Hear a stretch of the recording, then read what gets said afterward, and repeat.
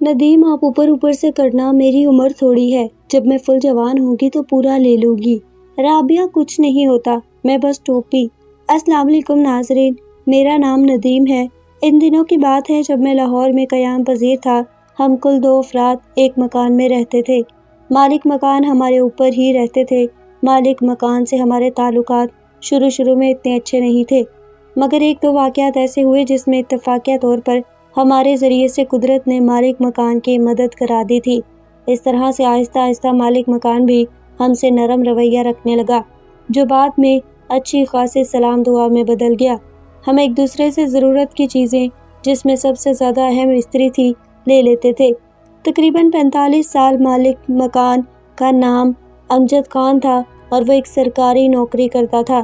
اس کی اولاد میں ایک جوان بیٹی رابعہ اور 2 چھوٹے بیٹے سلیم اور کلیم شامل تھے۔ اس کے علاوہ اس کی بیوی تھی، جو بیچاری کسی وجہ سے دونوں آنکھوں سے محروم ہو چکی تھی۔ اس کی بیٹی میٹرک پاس کر چکی تھی اور دونوں بیٹے پرائمری میں زیر تعلیم تھے۔ میرا کمرہ کا ساتھی بھی میری طرح ایک پرائیویٹ جاب کرتا تھا۔ سارا دن کام کرنے کے بعد ایک دن ہماری بھی عید کا ہوتا تھا اور وہ دن اتوار کا ہوتا تھا۔ اتوار کے دن ہم دونوں لیٹ اٹھنے کے عادی تھے۔ 12 بجے 1 بجے تک ہم تیار ہو کر باہر گھومنے چلے جاتے تھے۔ مالک مکان بھی ہماری اس روٹین سے واقف ہو چکے تھے، کیونکہ اتوار کے دن ہمارے کمرے کو اکثر تالا لگا رہتا تھا۔ ایک اتوار میرے کمرے کے ساتھی نے اپنے گاؤں جانا تھا، تو اس کے جانے کے بعد میں اپنے کمرے پر ہی لیٹا رہا۔ اس دن گرمی بے حد پڑ رہی تھی۔ لاہور میں رہنے والے زیادہ بہتر جانتے ہوں کہ لاہور میں کتنی گرمی غضب کی پڑتی ہے۔ میں نے فل سپیڈ میں پنکھا لگایا ہوا تھا اور آنکھیں موندے لیٹا ہوا تھا کہ اچانک کمرے پر دستک ہوئی۔ میں نے آنکھیں کھول کر دروازے پر توجہ دی۔ اسی اثنا میں دوبارہ دستک ہوئی تو مجھے معلوم ہوا کہ دستک باہر والے دروازے پر نہیں، بلکہ اسی دروازے پر ہو رہی ہے جو مالک مکان کے گھر کی طرف کھلتا تھا اور ہر وقت دونوں طرف سے بند ہی رہتا تھا۔ یہ میرے لیے اچھی خاصی حیرانی کی بات تھی۔ خیر میں اٹھا اور دروازہ کھولنا چاہا تو دروازہ کھل گیا، کیونکہ دروازے کی دوسری جانب والی کنڈی بھی کھلی ہوئی تھی۔ رابعہ صرف اس وقت ہمارے دروازے پر دستک دیتی تھی جب انتہائی مجبوری ہوتی تھی، ورنہ وہ گھر میں بند رہنے والی لڑکی تھی۔ میں نے حیرانی سے اسے دیکھا اور اس کے ابو کا پوچھا۔ اس نے بتایا کہ اس کے ابو کام سے گئے ہیں اور اس کے دونوں بھائی بھی اس کے ابو کے ساتھ ہی ہیں۔ اس کو استری چاہیے تھی۔ میں نے استری اٹھا کر اس کو دے دی۔ اس نے خاموشی سے استری لے لی اور واپس مڑی، مگر جاتے جاتے اس نے آنکھوں میں مجھے مخصوص انداز سے دیکھا۔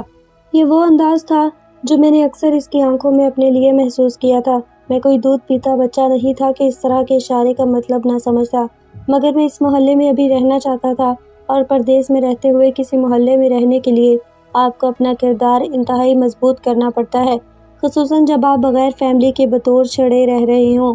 یہی وجہ تھی کہ میں نے ابھی تک محلے میں اپنی طرف اٹھنے والی ہر لڑکی کی نظر کو اگنور کیا تھا۔ میں صرف برے وقت سے بچنا چاہتا تھا، ورنہ تو میں بھی جوان مرد تھا۔ میرے اندر بھی مخصوص گرمی حد درجہ موجود تھی۔ میں بھی گندم کا آٹا کھاتا تھا۔ میں بھی آج کے ماحول میں ہی جی رہا تھا، اور عورت کی شدید طلب میرے اندر بھی موجود رہتی تھی، اور یہ کھجلی اس وقت اور بھی 2 چند ہو جایا کرتی تھی جب محلے کی کوئی بھی جوان لڑکی مجھے لفٹ کرواتی تھی۔ میرے اتنے دن احتیاط کے باوجود اس دن میں نے رابعہ کو پہلی بار ایک جوان مرد کی نظر سے دیکھا۔ رابعہ ایک سلجھی ہوئی جوان لڑکی تھی جس کی عمر کا اندازہ 18 سے 20 سال کے درمیان تک رہی ہوگی۔ اس کا قد مجھ سے 2-3 انچ کم ہی ہوگا۔ وہ انتہائی خوبصورت، کارٹون اور تیکھے نقوش والی لڑکی تھی۔ اس دن اس نے گلابی رنگ کے پھولوں والا سوٹ پہن رکھا تھا جس میں وہ کافی پرکشش لگ رہی تھی۔ میں نے محلے میں 2-3 لڑکوں کو اس کے پیچھے چکر لگاتے دیکھا تھا، لیکن ابھی تک رابعہ کا کسی کے ساتھ کوئی چکر میرے علم میں نہیں آ سکا تھا، اور آج رابعہ بھی میرے اتنے نزدیک پہلی بار آ کھڑی ہوئی تھی۔ اس سے پہلے تو میں نے اس کو دور دور سے ہی دیکھا تھا۔ اس دیکھنے میں اور آج کے دیکھنے میں ایک فرق بھی موجود تھا۔ اس سے پہلے میں نے اس کو اس انداز میں دیکھا نہ تھا کہ اس کے ہونے یا نہ ہونے سے مجھے کوئی فرق نہیں پڑتا، مگر آج تو وہ اتنے پاس کھڑی تھی اور میرے اندر کا تھوڑا بہت پرہیز بھی دم توڑ رہا تھا۔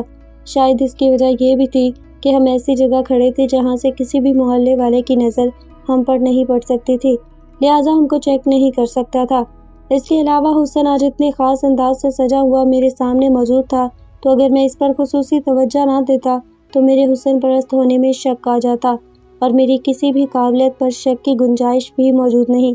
میں نے اس دن پہلی دفعہ اس کی مسکراہٹ کا جواب مثبت انداز میں دیا تھا۔ اس کے چہرے پر آنے والی مسکراہٹ ایک دم سے گہری ہو گئی۔ میں نے محسوس کیا کہ اس کی مسکراہٹ نے سیدھا میرے دل پر اثر کیا۔ یہ ہوا میں نے اسے ادھر سے ادھر دیکھے بغیر اندر کھینچ لیا۔ وہ اس کے لیے تیار نہ تھی۔ میرے اس طرح کھینچ لینے پر اس کے تو ہوش اڑ گئے۔ اب وہ گریز کا مظاہرہ کر رہی تھی اور اپنے آپ کو میری گرفت سے چھڑانے کی مکمل کوشش کر رہی تھی۔ وہ مرد ہی کیا جو ایک بار گرفت میں آئی ہوئی جوان لڑکی کو کچھ اور نہیں تو کم از کم بنا ہلکا سا کس کیے بغیر چھوڑ دے۔ سو میں نے بھی ابھی موقع غنیمت جانا اور اس کو اپنے ساتھ لٹا لیا۔ لٹانے سے پہلے میں نے ایک ہاتھ پیچھے کر کے کمرے کی کنڈی لگا دی تھی۔ اب میں نے رابعہ کی ایک نہ چلنے دی اور اس پر ٹوٹ پڑا۔ اس کے منہ سے عجیب قسم کی آوازیں نکل رہی تھی جو کہ میرے منہ سے کہیں گم ہو رہی تھی کہ اس کا منہ میرے منہ میں تھا۔ میں انتہائی شدید انداز میں اس کی کسنگ کر رہا تھا۔ وہ بیچاری 50-50 ہو رہی تھی۔ ایک طرف تو اس کے اندر بھی میری طرف موجود تھی جو کہ کسی نہ کسی طرح سے ظاہر بھی کر رہی تھی، مگر دوسری طرف وہ اچانک کارروائی کے لیے قطعاً تیار نہ تھی۔ اس کے وہم و گمان میں بھی نہ ہوگا کہ صرف ایک مسکراہٹ سے وہ اس طرح سے پھنس جائے گی۔ اس کے سامنے میرا ایک امیج بنا ہوا تھا۔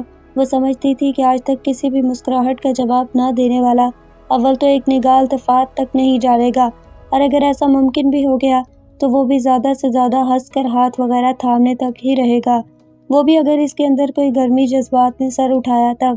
اسے کیا معلوم تھا کہ اس کی آج ایک ہی مسکراہٹ اس کو سیدھا میرے نیچے پہنچا دے گی۔ میرے ہاتھ بہت تیزی سے اس کی جوانی سے بھرپور پیش کر رہے تھے۔ جب میں نے اس کی چھاتی پر ہاتھ رکھے تو میرے اندر سرور کی خاص قسم کی لہر دوڑ گئی۔ اس کی چھاتی بے حد نرم نازک محسوس ہو رہی تھی۔ میں نے اس کی قمیض اندر ہاتھ کرنا چاہا تو اس نے مزاحمت تیز کر دی۔ میں نے محسوس کیا کہ میری گرفت پر ہلکی ہو رہی ہے، چنانچہ میں نے اس کو قابو کرنے کے لیے اپنا وجود اس پر ڈال دیا۔ اب وہ میرے نیچے دب گئی۔ اس سے وہ بجائے مزاحمت کرنے کی میری طرف رحم طلب نظروں سے دیکھنے لگی۔ میں نے ہلکی سرگوشی میں اسے کہا، اگر تم میرے ساتھ تعاون کرو گی تو تم بھی مزہ اٹھا سکتی ہو، لیکن اگر مجھے روکو گی تو میں بھی زبردستی سب کچھ کروں گا، مگر اس صورت میں تمہیں بے حد اذیت اٹھانا ہوگی۔ اور یہ تو تم بھی جانتی ہو کہ اس کمرے میں نے تمہیں نہیں بلایا بلکہ تم خود چل کر میرے کمرے تک آئی ہو۔ میں جانتا ہوں کہ تم ہمیشہ سے میری قربت چاہتی ہو، تمہاری آج کی مسکراہٹ بھی اسی لیے تھی، میں تمہارے قریب آؤں، اور اب اگر راضی ہو ہی گیا ہوں تو تم اس طرح کیوں کر رہی ہو؟ میری باتوں کے جواب میں اس کے چہرے پر کئی رنگ آ کر گزر گئے۔ شاید اس نے تصور میں مجھے اپنے ساتھ زبردستی کرتے ہوئے دیکھنے کی کوشش کی تھی۔ میری باتوں نے اس پر اثر ڈالا اور جواب میں اس کی مزاحمت ختم ہو گئی۔ اب وہ میرے ساتھ تعاون پر آمادہ نظر آ رہی تھی۔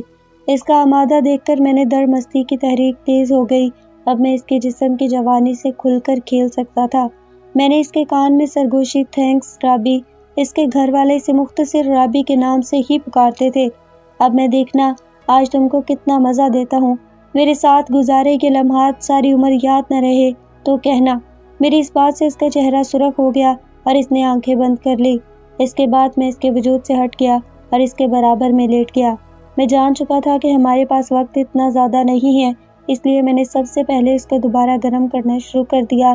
مجھے معلوم تھا کہ میں نے ابھی سے کپڑوں کا مطالبہ کر دیا تو وہ فطری شرم و حیا کے باعث انکار کر سکتی ہے۔